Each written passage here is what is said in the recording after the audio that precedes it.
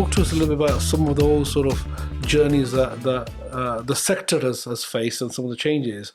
Then I'll pick up a little bit, if we can, in terms of how the IEP has sort of adapted and changed as well. Because, as you said, it's not been easy in terms of running this organisation, and you know, you've been there and you've had many doors that you've knocked on.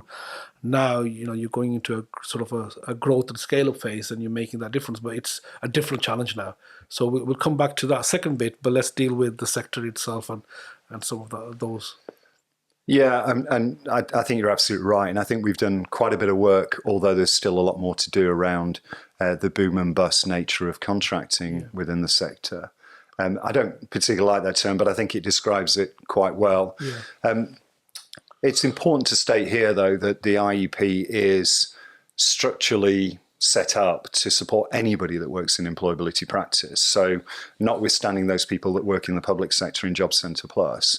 But if we just take the private provision market sector, or those NGOs or third sector organisation working in the space, for many, many years, contracting has been very, very cyclical, obviously following economic need, but contract by contract, not always buffering up against each other in terms of when a contract ends and a contract begins.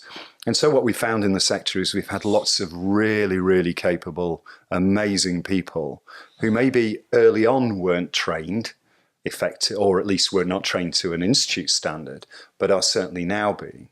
But for many, many years, we've had those people leave the sector and bring in new people to the sector. So I think that's a significant challenge for the sector, constantly having to do that.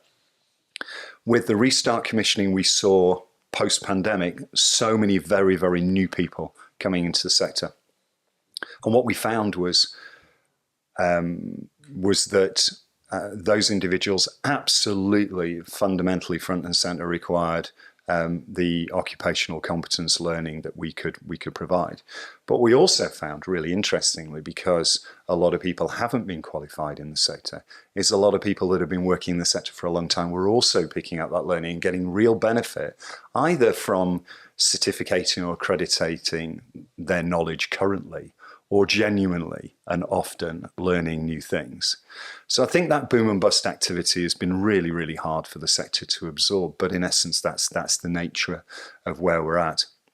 I think also, I won't get into this conversation particularly, but obviously political changes, there are policy changes that happen with successive governments and even with new ministers. And, you know, we've had a number of new ministers over the last couple of years. So I think, you know, that does change the focus somewhat.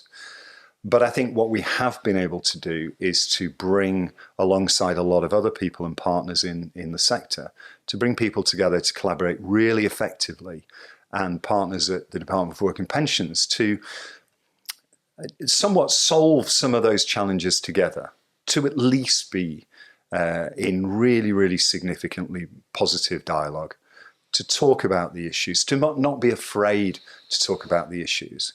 And I see colleagues from many, many different organisations come together on a very regular basis to solve some of the challenges that the sector faces, but also equally importantly, through things like the REACT partnership, come together and solve and challenge some of the delivery elements that enable us to genuinely, probably for the first time, certainly sector-wide, make significant changes in the delivery aspects of programs while in live running of that program, rather than waiting for an evaluation further down the line, possibly 2 or 3 years later, when actually those participants on the program will have moved on, hopefully into work. And, you know, obviously that's the Canny Conversation Podcast Series 5 by Safaraz Ali.